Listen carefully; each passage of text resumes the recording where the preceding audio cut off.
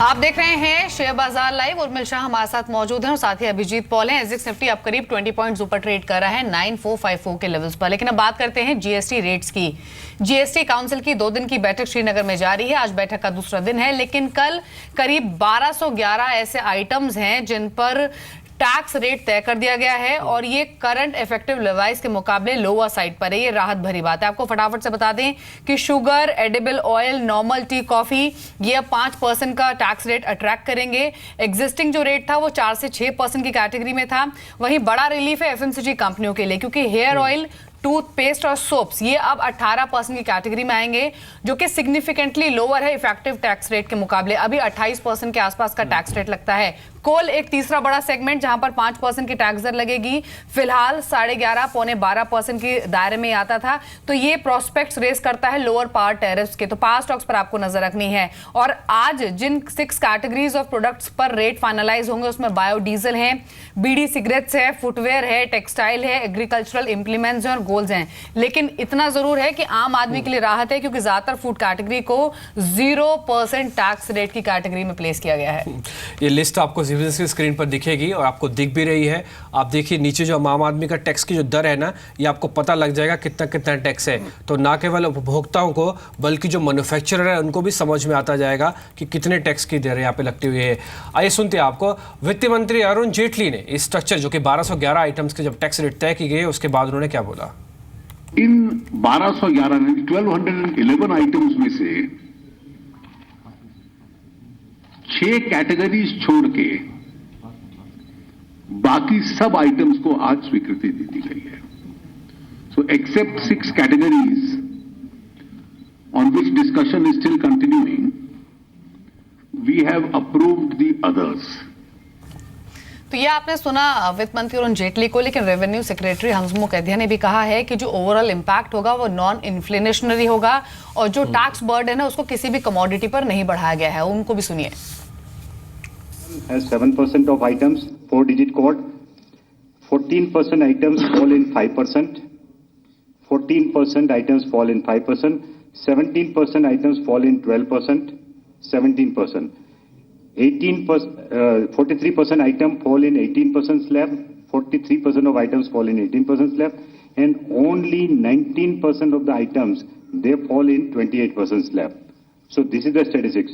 So basically 81% of the total number of items are below 18 or below. The hair oil, toothpaste, soap, etc. will now attract 18% vis-a-vis 28%. So there is a reduction of 11% almost in the existing incidence of these items. ठीक है, revenue secretary ने बिल्कुल अपने ओहदे के हिसाब से बिल्कुल क्लियर बताया। आपको 12% जो टोटल है वो 0% की कैटेगरी में आ गए। टोटल प्रोडक्ट जो लिस्ट में है जीएसटी के अंदर, 17% प्रोडक्ट जो टोटल लिस्ट के अंदर है वो आपके पास आ जाएगा सिर्फ 5% की कैटेगरी में। अगर मैं आपसे बात बोलूँ ना तो 100 में से 1/3 प्रोडक्ट ऐसे होंगे जो कि सिर्फ 5% तक की कैटेगरी के अंदर है, 0 to 5% में। कुछ में 0 और कुछ में 12। उसका भी डिस्क्रिप्शन है 12 और 17।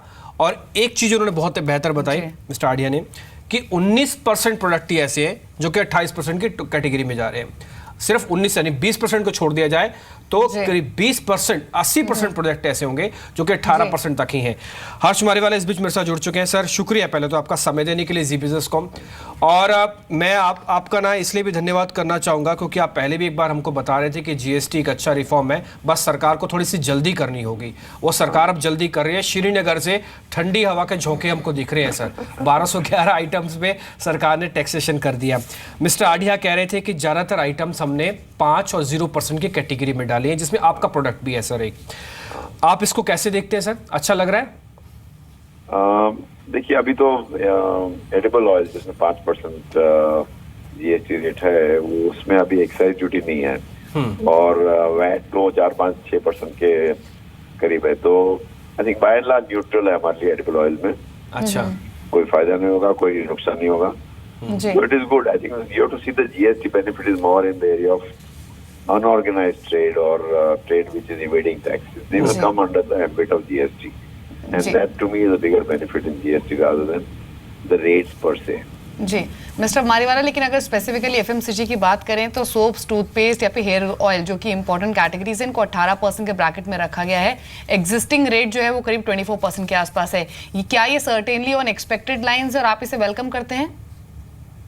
रेट सब अभी सब manufacturer of hair oils and toothpaste are located in Assam and where there is no excise duty, we are getting exemption.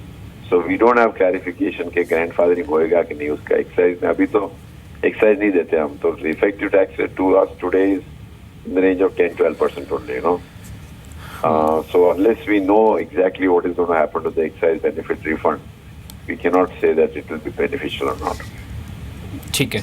अच्छा मिस्टर मारीवाला, जितना भी अभी तक आपने टैक्स स्ट्रक्चर्स को देखा है, ठीक है, क्लैरिटी की हमको भी और ज़रूरत चाहिए, आपको भी पड़ेगी, लेकिन प्राइमा फेसी जितने भी नंबर्स अब तक हमने देखे हैं, ऐसा लग रहा है कि हम उस कैटेगरी में आ जाएंगे जहाँ पे हमको प्रोडक्ट्स के दाम थोड़े घटाने पड़ेंगे क्योंकि टैक्स का बेनिफिट थोड़ा कम, टैक्स जो बर्डन है थोड़ा कम हो जाएगा, ऐसा लग रहा है प्राइमा फेसी आपको देख के?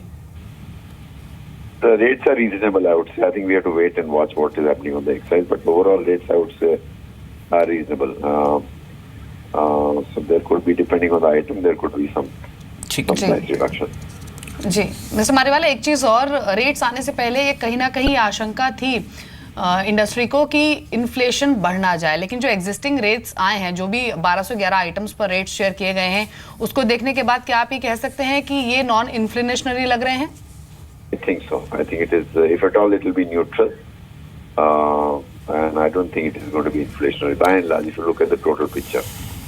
ठीक है सर, शुक्रिया आपका समय देने के लिए इस बिजनेस को। आपने बहुत बेहतर तरीके से बताया कि थोड़ी सी क्लैरिटी की और ज़रूरत है, लेकिन हाँ, प्राइमा फेसी एक वेलकम स्टेप ज़रूर है जो सरकार ने 12-11 आइटम पे ये दरें तय कर दी है। मेरे को तो सबसे अच्छी चीज़ दीपाली इसमें से यही लग रही है कि आपके पास जो रोज़मर्रा की चीज़ें हैं ना, जो सरकार कह ही रही थी कि हम सस्ता करेंगे, और आपको ये बात भी ध्यान होगा कि अभी सरकार ने जो इन्फ्लेशन को कैलकुलेट करने का जो रेट है, सीरीज है, उसमें बदलाव किया है।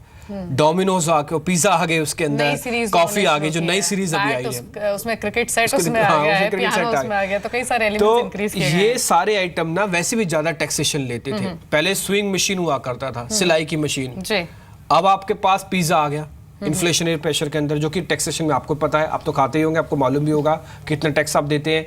अब ये कैटेगरी के अंदर आ जाएगा, खाने पीने की चीजों पे भी और क्लैरिटी आनी बाकी है। अभी कुछ स्पेसिफिक कैटेगरीज को जीरो ब्रैकेट में रखा गया है, लेकिन जो ब्रांडेड सीरियल्स हैं, जो पैकेज फूड्स हैं या फिर जूसेस हैं, वो किस कैटेगरी में होंगे उस पर शायद आज डिसीजन आएगा। तो ये एक इंपॉर्टेंट कैटेगरी है जिस पर एक आम व्यूअर जरूर वॉच आउट करेगा। लेकिन उर्मिल, ये जैसे आपने कहा भी अभी शो की शुरुआत में कि जीएसटी को लेकर जो रेट्स हैं वो डेफिनेटली वेलकम जोन में है। ये एफएमसीजी कंपनियों की हम बात कर रहे हैं, डाबर, मैरिको, एचयूएल, कितने बेनिफिशियरी हो सकते हैं? क्योंकि एग्जिस्टिंग स्ट्रक्चर से तो काफी लोअर साइड पर जो करंट रेट है वो आ रहा है। क्लैरिटी और भी आनी बाकी है, लेकिन एग्जिस्टिंग जो रेट्स आए हैं उसके हिसाब से, आपके हिसाब से कितने बेनिफिशियरी हो सकते हैं?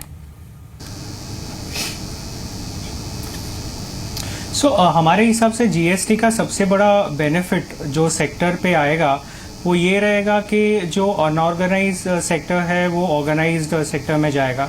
इसकी वजह से जो ब्रांडेड प्रोडक्ट्स हैं उनको बेनिफिट मिलना चाहिए। कंपनीज लाइक डाबर और इनके लिए इश्यू ये रहा है कि जो ग्रोथ देखा जाए तो वो कम हो रहा है क्योंकि इकोनॉमिक ग्रोथ सॉफ्ट रहा है और उन्हें पतंजलि जैसे प्लेयर्स के पास से कंपटीशन आना पड़ा है। पर ये जो शिफ्ट होगा अनऑर्गेनाइज से ऑर्गेनाइज्ड में, ये पूरे एफएमसीजी इंडस्ट्री के लिए बेनिफिशियल है। एंड कंपनीज लाइक डाबर और हिंदुस्तान यूनिलीवर जिनके ब्रांडेड प्रोडक्ट्स है उनको बेनिफिट मिलना चाहिए। And at the same time जो जीएसटी का बेनिफिट मिलेगा जो वो पास थ्रू करेंगे उसका इलास्टिसिटी के हिसाब से बेनिफिट रहना चाहिए डिमांड साइड पे भी।